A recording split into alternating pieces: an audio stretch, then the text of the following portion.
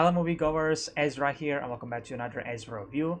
And on today's review, I want to talk about A Quiet Place Day 1. This is a spin-off of the Quiet Place franchise, Of course, the first movie, A Quiet Place, released in 2018, I think, is directed by John Krasinski, and it's about a family trying to survive against an alien invasion or like an alien apocalypse, by being quiet.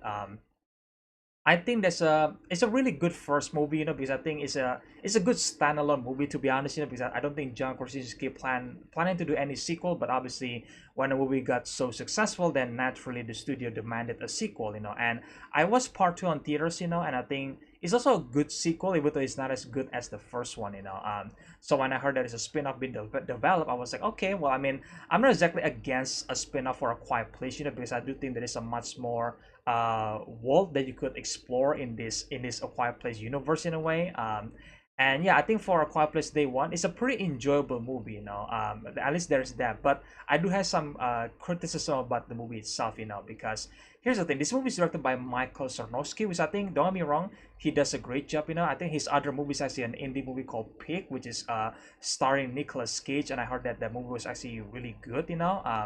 So he does a great job directing and writing this movie, and I think um, I wasn't exactly expecting that The Quiet Place Day 1 was going to be another drama movie in a way, but I don't exactly hate that, because I heard that from many reviews on YouTube, and they said that, well, they don't exactly like this movie because it's not what they were expecting, because like obviously when you heard A Quiet Place Day 1, you were expecting to basically uh see how humanity adapt to this quiet place, and I feel like we don't really get that in this movie, sadly, and because I feel like the way they discover the information that you need to be quiet against the alien was actually through the military, and to me that creates a plot hole, because in the first movie Reagan was able to discover that, hey, I can actually defeat this alien by using a high frequency, because she's deaf, right? So her hearing aid becomes a weapon against the alien, and it seems like in the first movie there was like a discovery made, and I feel like the sequel further informed us that, oh,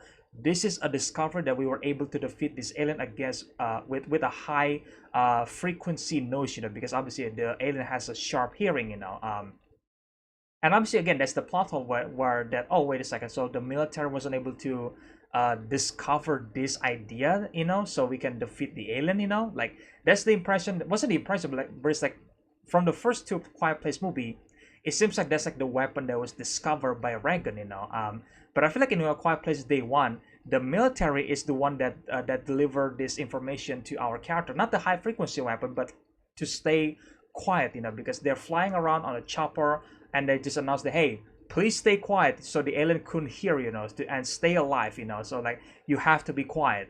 And that's where our protagonist Sam, played by Lupitanyongo, and then obviously Eric, played by Josephquinn, which I think both of them are amazing. That's where they discover the information to how to survive against this alien attack, by the military.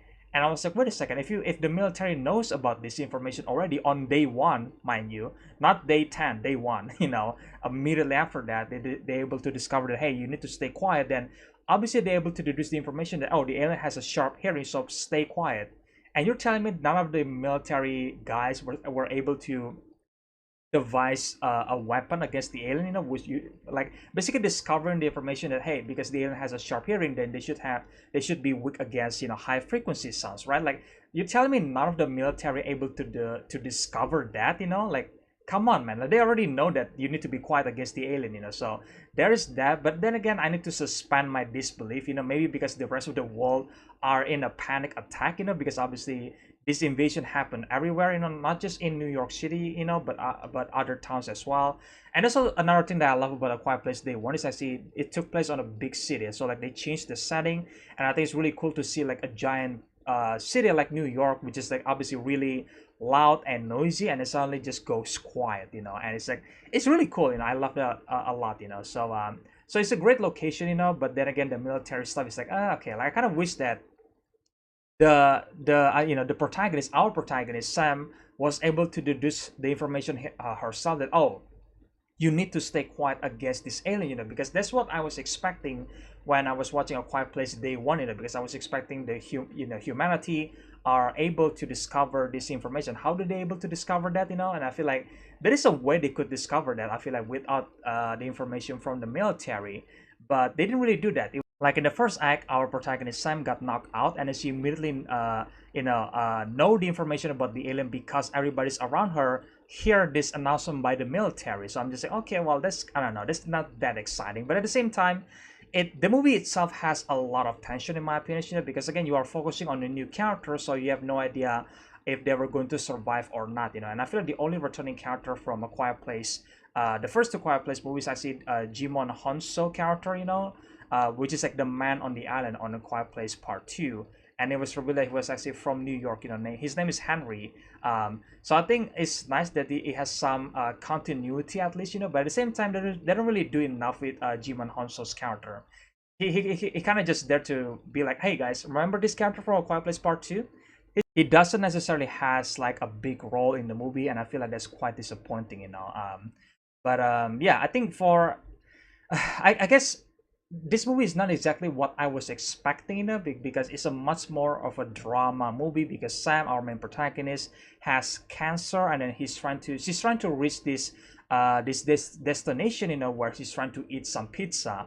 And obviously that's where the second protagonist named Eric was able to follow her around, because he decided to stay with her, because again, Sam basically doesn't necessarily want to evacuate the city. She doesn't necessarily want to survive, but rather she just wants to reach this one place where she could have a pizza.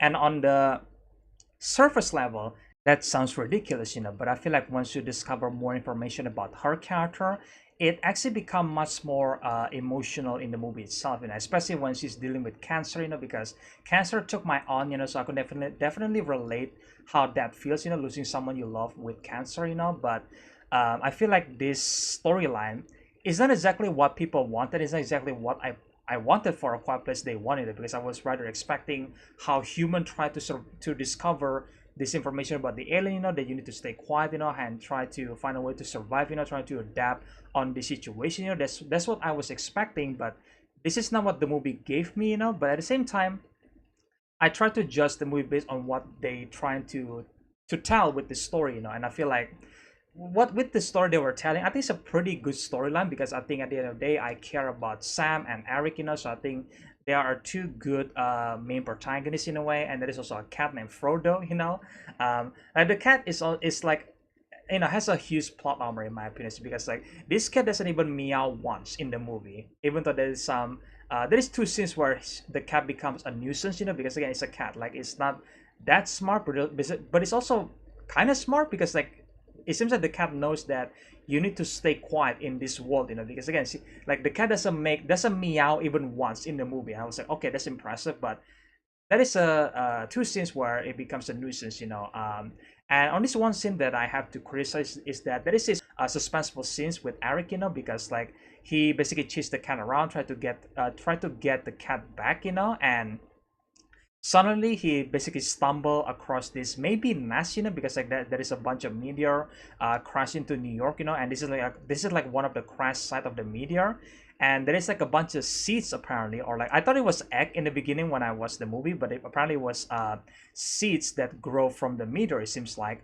And then we see the alien eating one of the seeds, you know, calling all of his friends to come over and eat the seeds. And I was like, oh, that's interesting. So the alien doesn't necessarily eat the human, but they eat this seed that was grow from the meteor. So I thought was, okay, that's a pretty cool information, I guess. So they just like been killing human, not because they wanted to eat them, but maybe because like, again, maybe because the alien just like discovered that, oh, this you know, these human that live in this planet are basically a threat to them, maybe, you know, because they're not exactly eating the human, you know. I don't think that was ever confirmed in the first place, you know. So I think it's another, I guess, like a cool thing that you could add to the aliens, you know, because on a part 2 we discovered that they can't swim, because I don't really like that feature, because like it kind of makes them less terrifying in my opinion, you know. But at the same time, all right, I guess. And then now we also discovered they are eating seeds from another planet, so okay, cool.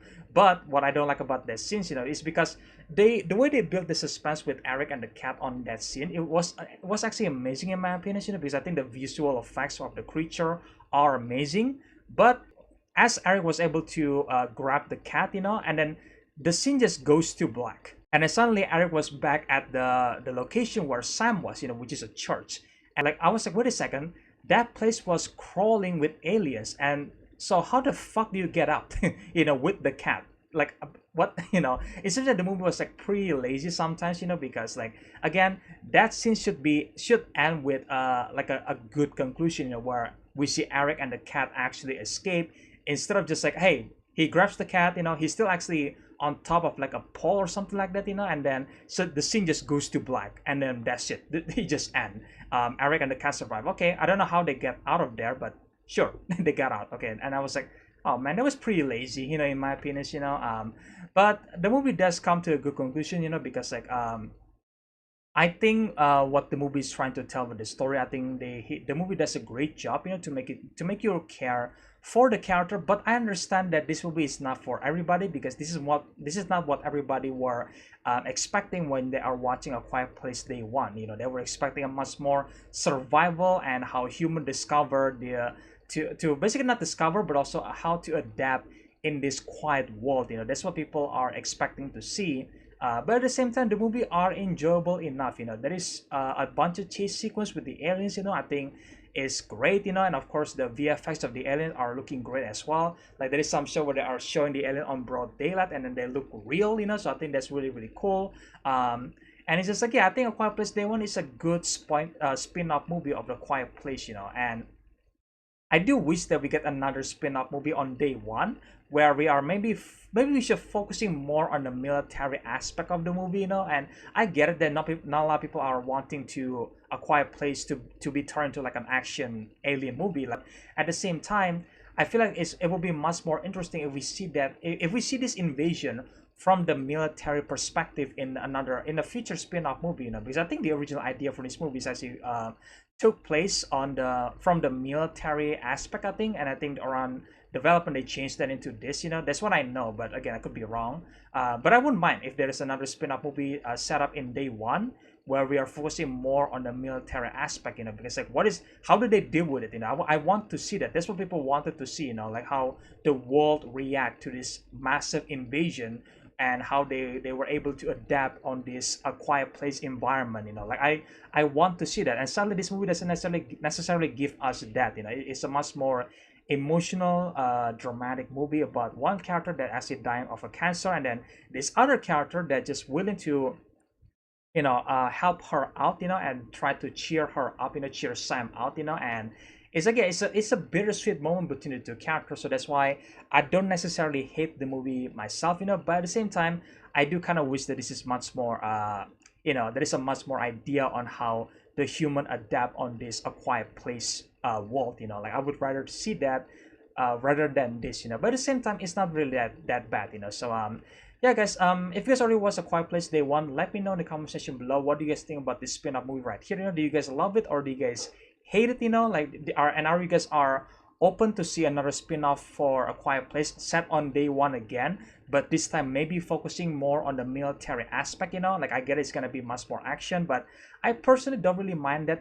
because I think that it's time for something new, I guess, for A Quiet Place universe, but that's just my opinion. So let me know in you guys in the comment section below, are you guys up for another spin-off setting from the military perspective?